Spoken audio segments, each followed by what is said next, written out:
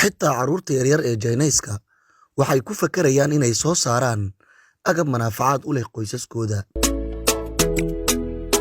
Kuwani waa laba ka mid ah carruurta qoysaska Jayneeska ah oo ku howlan mid ka mid ah shaqooyinkii ugu waaweynaa ee qoyskan loo qaban lahaa.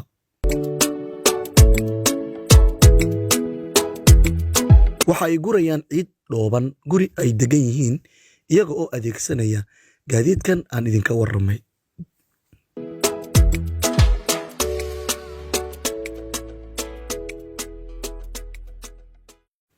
In yar haddii aan dul istaagno qaabka loo qaabeeyey makiinadahan waa cajiib.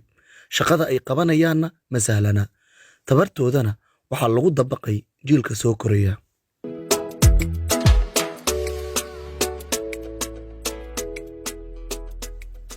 Haddaba waa naga su'aalay Soomaalida goorma ayay sidan isugu howli doontaa la imaanshiyaha fikrada waxtar u leh dalka iyo dadka.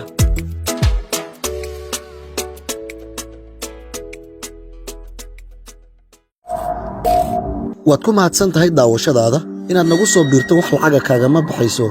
Kaliya waxaad u baahan tahay inaad follow saarto boggeena Facebook ama aad subscribe dhahdo channelkeena YouTube adigoo bartilmaameedsanaya City Somali TV and Radio. La jaanqaad warbaahinteena oo hel warar iyo barnaamijyo adiga ka hadlaya.